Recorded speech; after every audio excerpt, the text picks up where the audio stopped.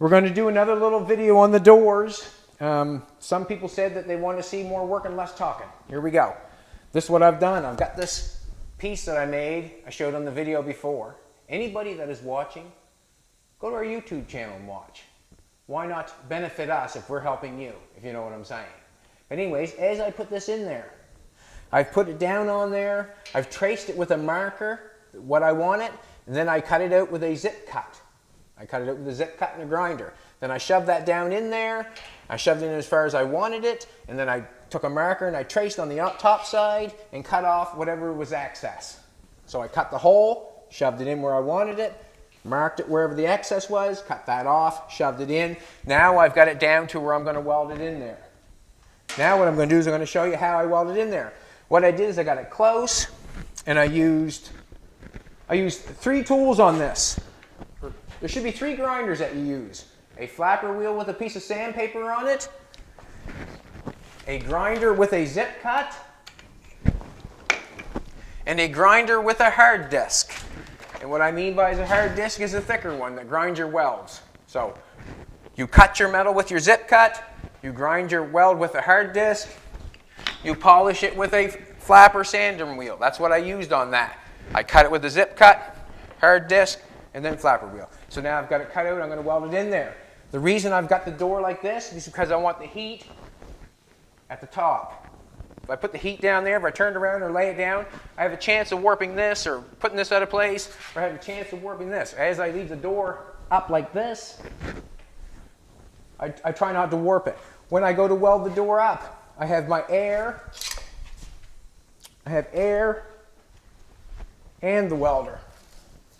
I never weld anything on the car without the air. I don't use water, I use air. It puts everything in temperature. I don't use gloves. I like to feel if it's hot or not. This is how I'm going to do it. I'm going to show you exactly how I'm doing it. I put that in there, and I flushed it all off with the flapper wheel and the sandpaper. That's why it's nice fitting. That's the first project to get it fit good. Here we go. This is what I do.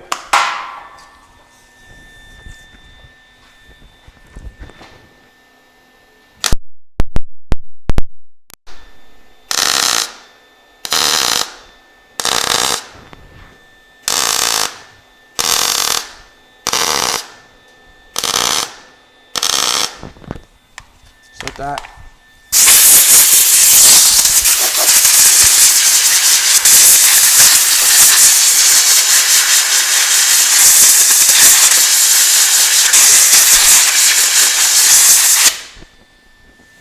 I want to be able to put my hand on that before I get back at it. I don't want it right hot.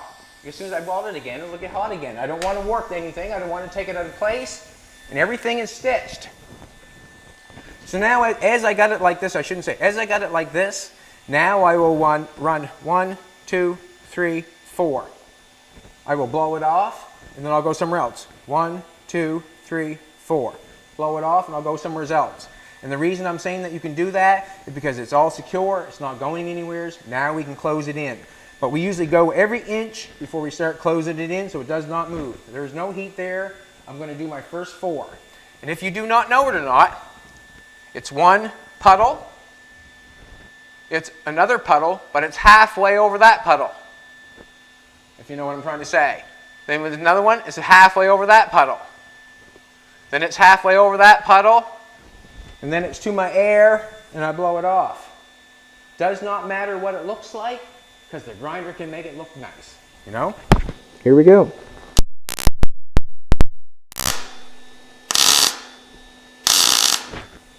One, 2, 3, 4.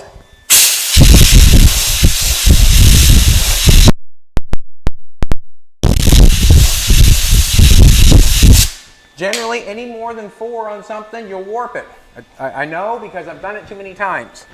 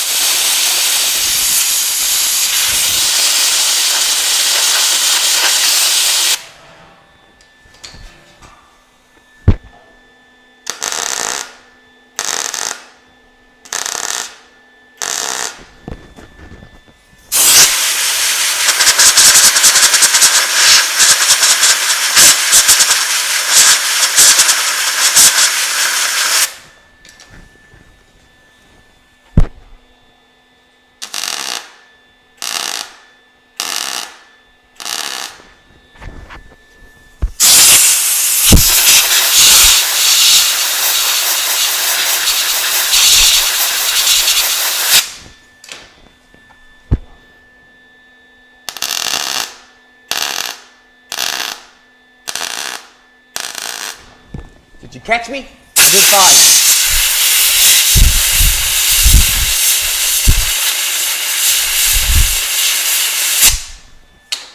I think you catch the point. You want me to finish that? Get the point?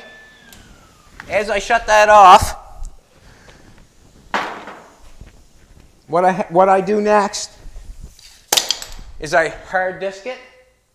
Put the hard disk on it. That's the one with the thicker wheel. Hard disk it off. I do not hit this metal. I do not hit this metal. I grind it off the top of the metal, and when I get close, I stop. That's called control. When I get a little bit closer and I want to polish it off, make it a little smoother, that's when you use the flapper wheel. So this is what is going on. Come up here and see this one here. I've hard disked it off. I took the flapper wheel and I flapped it off. And one thing I did not do is I did not grind off all the weld. I can make that look pretty. I can keep grinding that and make that look beautiful. I can.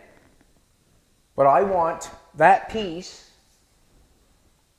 to stay there. If I have to hit it with a hammer, if I have to do anything, I want that piece to be secure and welded.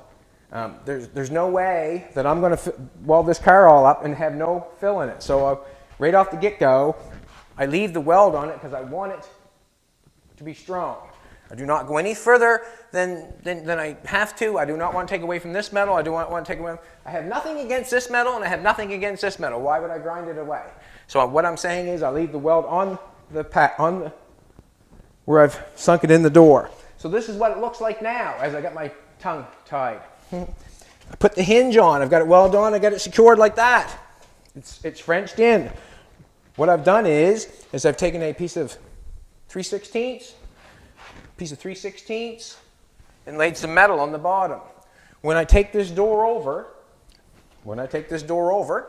I haven't cleaned it up, I haven't done anything, but what I did do is put the hinges on so I can get a start. As I put the door on, I'm hoping that the metal that I've played in there is going to hold it for me. That gives me my gap. That's my gap. Wherever it's too big, or wherever it does not fit, that's called body filler, or I have to cut it and fix it. This is for the gap, and what I do is I got the hinges tacked on inside here where it's Frenched. Now I'm going to go on the inside. I'm going to get Jolene to hold it. I'll get on the inside, and then I'll tack the hinge on the inside on the post so I know where it's at. But before we do that, we make sure all this is where we want it to be. And this is what I'm going to tell you. What I like to do generally is to adjust the door all the way out. And that way there, when I put the fill on the door, if there's anything wrong, I can add it to this, not to the door. I don't want to make the door wider than it should be, if you know what I'm trying to say. I want to keep the door the same thickness all the way around. If I adjust it all the way out, then I'll know that that's where metal is. If I have to add any fill, I can add it to this instead of this. You know what I'm trying to say. So there's from Frenching the piece in the door to what I use for tools. I also did use this tool right here. I use this little die grinder to clean out any burrs on the inside of where I Frenched it. But that's what has happened. I've cut them, placed them in, flushed them out, welded them up exactly how I showed you. Oh, there's another trick I didn't tell you. There was a guy on the internet that made a comment that was really good. Take a rod and run it through this pin and run it through this pin. You know they're perfectly the same. What I did is I took a level or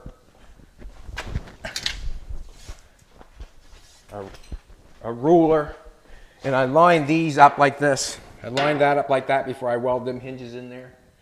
I couldn't have one hinge pointed in like this and have this one straight. I had to have them both straight on a straight line. This backbone I know is straight, so what I did is I lined them both up on this edge. This one fit flush, this one fit flush, so I knew I was okay. And that's what I did to put the hinges in there. But the man that said put a pin in there to there, great idea. I didn't want to take that time. I lined it up with this. I went for it. So now it's time me and Jolene are going to tack on the hinge, and then we will have an opening and shutting door. we will show the next video, we'll show how we put the bear claw latches in. So that means I got to do the other door, put the hinges on, get it ground out, get it put on, gap it, and then go for the latches. On the latches, we'll talk about that the next time. I hope that I can break it down good enough that you get what I'm doing. I don't grind off the wall, the welds and all that sort of stuff. I don't try to generally warp everything up. I'm trying to do the best job I can as quick as I can. And I say that because, if you're good, the only thing to do after that is become as fast as you can. That makes sense, does it not? And that means in every aspect of it, you know. If I become good at doing something, I just want to become a little bit better. And you guys writing things in inspire me, and I hope I inspire you. Next video will be on, or the start of, the bear claw latches, hooking the door to the car. So we're going to have swinging doors and the latch to the car. The car, these hinges, I am not going to make them so they move in and out and all that stuff. I am not doing that. When you take the door off, you're going to take the pin out, paint the door. When you're done painting, you put the hinge in, you put the pin in, you're done. There's no alignment, no nothing. I want to get away from that because that slows a person down when you're into alignments and things like that. When you can set it up so it fits perfectly, that's the way to rock and roll. Makes it quicker, makes it faster, and yeah. I hope that I explained that good enough that you understand exactly what I'm doing and what tools I'm using. Have a good Saturday, everybody. We are. Door's going to be hinged today. I'm going to be happy. Love you, baby. You just got that video on?